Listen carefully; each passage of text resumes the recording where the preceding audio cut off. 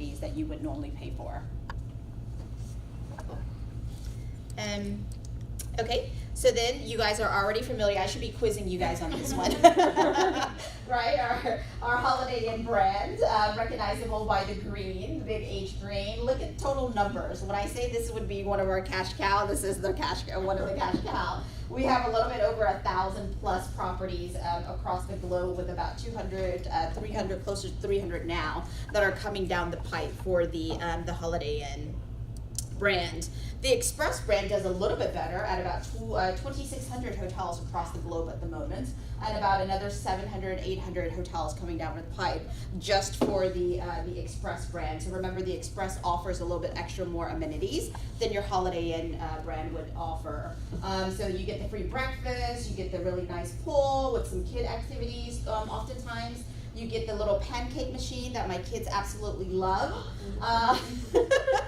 Right, they absolutely love. That's vacation to them. That's what they think of when they think of vacation, is that pancake machine. But this, for them, this is your everyday family with extra amenities to offer.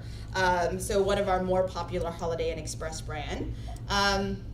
And then we've got the resort. So we've got the Holiday Inn Resort, which currently we have about a little bit more than the 47, with a little bit more of 13 that's coming down the pipe. But the resort is just another level above the Express that offers you a little bit more resort amenities. One really cool thing that some of the resorts does, especially the ones down in Florida, when you check in with a guest, as long as you mark, with your kids, as long as you mark that you're checking in with your kids, they will actually print out a little itinerary in their kids club, especially if you signed up for their kids club. They print out a little itinerary to give to the kids to say, hey, welcome aboard, here's some activities that you can participate in, and they get a little cute little band. And some of the activities are like, movie by the pool every night, right? They get to watch Disney movie by the pool for free. They get free popcorn, free snacks. That's just one of the extra amenities that a resort offer that an Express wouldn't offer, right? Aside from the day at the pool, they also get activities with other teams or other groups. So one day they brought in a magician and they had a little magic show. The next day they brought in a clown and they had a party at the pool with the clown.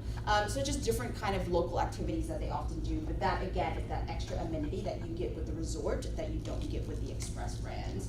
But yeah, so the resort is doing relatively well. And then you've got the vacation club. We have 26 vacation club currently in existence.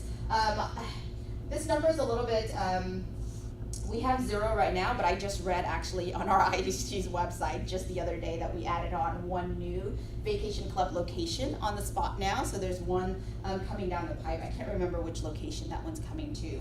But this is, again, the vacation club, which is more, again, resort feel, villas. Think about villas. Those are the concept that vacation clubs will offer you. And if you work for IHG, you get employee room rate discounts, which is the big perk for working in the hotel industry. You can actually rent out a villa with the vacation club for $99 a room night, and one villa can sleep 8 individuals. Think about the party that you can throw. And I know, because I've booked a $99 room night at a villa there before. But I was a good girl. I didn't party. I just hung out with my friends.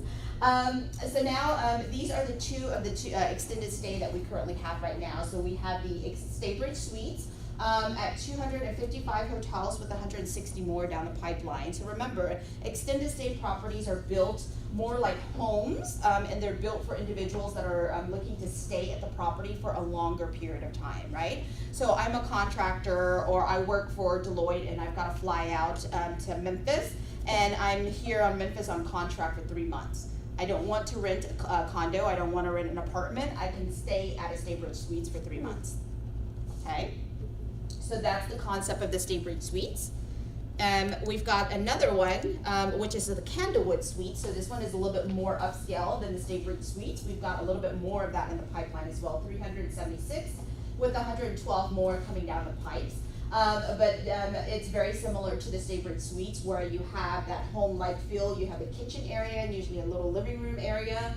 And usually a social event at the hotel on like every Monday or every Thursday. They have a little social by the pool where you get free drinks and you get to interact and meet other individuals that are guests there at the hotel for the same sort of time frame as you. So you're away from home, you don't have family, but you still want to socialize.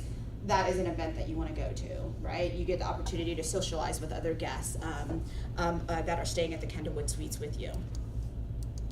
And then the uniqueness about Army Hotel, and Arthur is one of the guys that actually led this initiative when we first took over the Army Hotel Lodging in 2009. It's a really cool thing for IHG to have. We are the only hotel company that actually manages installations within the Army post itself. So installations are, again, hotels, lodging that are within the 40 Army posts that we have here in the United States. We have roughly about 80 hotels in all of those 40 posts, so 80 total, but then we've got a couple more hotels in pipeline that are unflagged hotel right now. So they're like in historic locations. We haven't evaluated them whether we want to convert them to a Candlewood Suites hotel or a Staybridge Suites or a Holiday Inn Express. So that's why those number of pipelines is what is showing. But what we did was we went to the Army, we took over the Army installation, so we now currently manage all of the Army, all of the hotels that are in Army bases. These hotels are not open to civilians. They're only open to individuals that are on the Army base or families that are visiting those individuals on the Army base. So when you go on ihg.com and try to book a hotel with Army hotels, you won't get that option because it's not available. Very cool setup, right?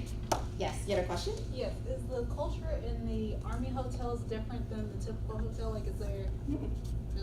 It's the same culture because the employees that work within our Army hotels are IHG employees, so they get the same type of training that our regular employees get in a hotel. They're only working in the Army installations. So the clearance, like the security and the clearance is slightly different, but the actual culture, the people, the training that we offer is exactly the same at an Army post versus a regular extended stay.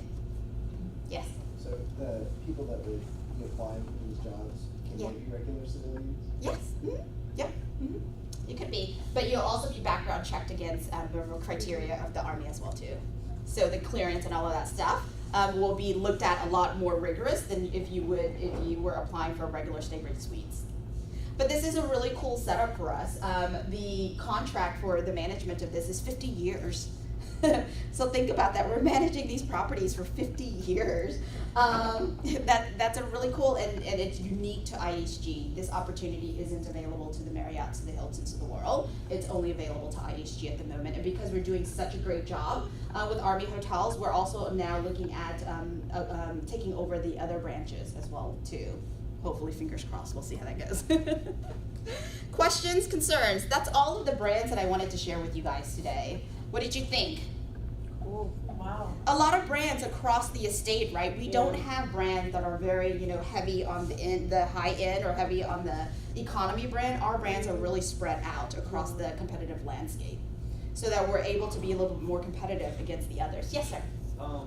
So I know from going on that trip last week that Crown Plaza just went through A major renovation, yes, and it's now the flagship. It is, yes. So all the other Crown Plazas worldwide, Yeah. and are now gonna have to match that, correct? Yes. Are they all? So how long do they have to be able to match this? It just depends. Some of the newer ones may already have some of the designs aspect, the new design, so they wouldn't have to totally renovate. That particular Crown Plaza that you guys visit was a much older Crown Plaza, and because it is situated right in front of our corporate office, we really wanted to make sure that that one would be the most, like the prettiest with all of the new design features in it. So we made that one our flagship hotel. So that one is the one that we would show off. So when an owner comes by and they say, I want to see what a new Crown Plaza looked like, we could just walk them through and they can see that. But in terms of like time-wise, I think Arthur may be able to answer like how long, when we say rebranding of a particular brand, like when we did the Holiday Inn refresh, how long did we give hotels to convert to the new designed? Yeah, well, look, it all depends on what status they're in. But, I mean, just to put it in perspective and be transparent, there really is no such thing as a global brand. Mm-hmm. There are global brands that are executed locally. The way we build a hotel in China is different from how we build a hotel in America, because your audience and what they want is completely different. So, we don't allow Holiday Inn Expresses to have a bar in the United States, but you can go to Amsterdam and have a Holiday Inn Express with a beautiful bar in it, because that's what the market needs and that's what the market dictates. So it's a little bit confusing at times, because when we say that we're gonna relaunch, what you're doing is moving people in a direction. So what you guys saw at Ravinia, if you see the Crown Plaza workspace, that may work great in some markets, that may not work great in every market. So there is no set timeline. Yep. You're moving people in a quality direction that way, but it doesn't mean that you're gonna cookie cutter and every Crown Plaza in 5 years is all gonna have this or that, because it typically, in all honesty, just doesn't work that way. Because some are brand new, and you're not gonna tell an owner, we have to renovate your whole hotel when they just built their hotel and spent $50 million.